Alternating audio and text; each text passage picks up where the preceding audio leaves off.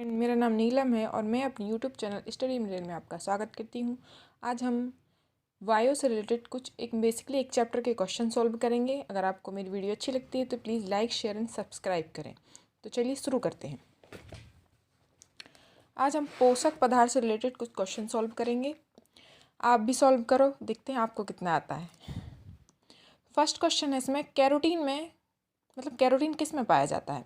किस में पाया जाता है कैरोटीन? गाजर में पाया जाता है। ठीक है, फिर और नेक्स्ट क्वेश्चन है, फलों में मीठे स्वाद का कारण क्या है? फलों में मीठे स्वाद का कारण है फ्रक्टोज।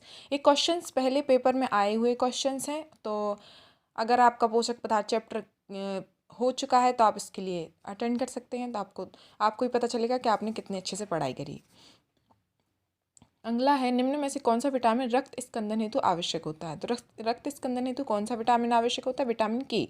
यह सबको पता है। ठीक है अब अगला देखते हैं, निम्न में से कौन सा पोषक अभाव विकार लक्षण विटामिन सी विशेष के अभाव के कारण होता है? मतलब कौन सा, जो इनके कहने का मतलब है कि कौन सा विकार हमारे शरीर में, ऐसा कौन सा विकार है जो विटामिन सी की कमी से उत्पन्न हो जाता है?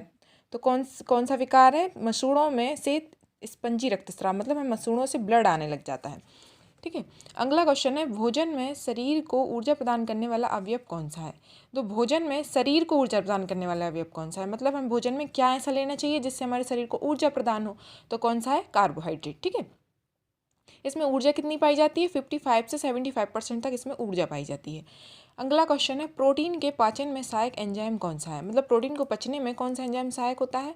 तो कौन सा सहायक होता है? ट्रिप्सिन। ठीक है, लो चीटियों को भी पढ़ना है, देख लो। अगला है, प्रोटीन का एक अच्छा स्रोत है। प्रोटीन का अच्छा स्रोत कौन सा है? मूंगफली। मूंगफली खाइए, प्रोटीन बढ़ाइए। अगला क्वेश्चन है, विटामिन के बारे में सही वाक्य को चिन्हित करें। मतलब इनका कहने का मतलब है कि आप विटामिन से रिलेटेड जो वाक्य आपको अच्छा लगे, मतलब जो आप वाक्य आपको लगे कि विटामिन के लिए सुटेबल लग रहा है, उसके लिए आप चिन्हित करें। तो आप इसको पहले पढ़ के देखते हैं अपन। ये अनुकूल स्वास्थ्य के लिए कम मात्रा में आवश्यक कार्बनिक यौगिक हैं।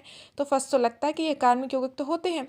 तो फिर सेकंड है, प्रोटीन कार्बोहाइड्रेट और वसा के चयापचय को बढ़ाता है। अगला है, विटामिन बच्चों के विकास, हार्मोन, रक्त कोशिकाओं, ऊतकों और हड्डियों के गठन के लिए आवश्यक होता है। तो यह भी इसका आंसर सही लग रहा है। अगला है, सभी विटामिन को मानव शरीर द्वारा उत्पादित संश्लेषित किया जा सकता है। तो इसका आंसर है, अब इसमें आंसर्स दिए हैं ए बी सी डी, केवल ए सी और डी। तो इसका आंसर है ए बी और सी। मतलब इसमें है first second and third. Last जो इन्होंने बोला है कि विटामिन के मानव शरीर द्वारा उत्पादित संश्लेषित किया जा सकता है, तो यह इसका गलत आंसर है। ठीक है, अगला है, इनमें से कौन सा विटामिन वसा में घुलनशील नहीं है? तो वसा में घुलनशील कौन से होते हैं? कीड़ा, मतलब KEDA, जो वसा में घुलनशील होते हैं। बाकी जो बी और सी बचे जाते हैं वो जल में घुलनशील होते हैं। तो इसका आंसर क्या है? The B. इन्हें बोला है वसा में घुलनशील नहीं है, तो बी घुलनशील नहीं है, बाकी जो बचे वो घुलनशील है। विटामिन B1 का रासायनिक नाम क्या है? विटामिन B1 का रासायनिक नाम है थियामाइन।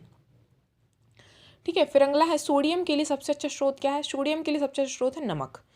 ये ग्रुप 2 लैब टेक्नीशियन का क्वेश्चन है। कितना सिंपल क्वेश्चन है। अब कहाँ से सारे क्वेश्चन आने लग जाए तो कितना अच्छा रहे, बट ऐसा पॉसिबल थोड़ी ना होता है। अगला क्वेश्चन है, कैलोरीफिक मान निम्न में से किस क्रम में है? मतलब कैलोरी का क्रम, मतलब बढ़ते क्रम में कैलोरी किस में पाई जाती है? तो इसमें है पहले प्रोटीन, फिर सेकंड कार्बोहाइड्रेट और फिर वसा। ठीक है, अगला है, विटामिन ए की कमी का क्या परिणाम है? विटामिन ए की कमी से कौन सा रोग हो जाता है? तो विटामिन ए की कमी से रतौंधी रोग हो जाता है। निम्न में से किसमें केवल बृहद पोषक होते हैं? बृहद पोषक मतलब होते हैं जिसमें ज़्यादा पोषक पाया जाता है। तो कौन सा है? नाइट्रोजन, फास्फोरस और पोटेशियम।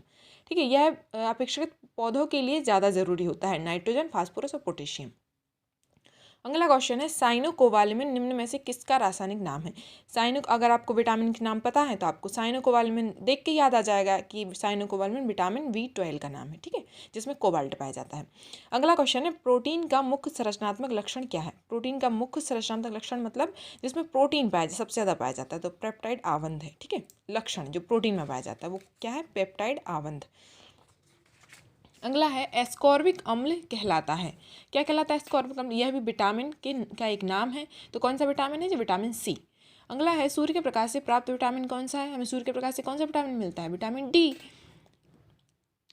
अगला है, शरीर के क्षतिग्रस्त भाग से लगातार खून का बहना किसकी कमी के कारण होता है? विटामिन के की कमी से, क्योंकि विटामिन के ब्लड से रिलेटेड है। अगला क्वेश्चन है विटामिन B12 निम्न में से में भाग लेता है। विटामिन B12 किस में भाग लेता है? विटामिन B12 RBC के परिपक्वन में भाग लेता है। ठीक है। निम्नलिखित भोज्य पदार्थों में से विटामिन स्रोत की पहचान कीजिए, मतलब जिसमें विटामिन पाया जाता है। तो किस में पाया जाता है? मसूर की दाल में पाया जाता है।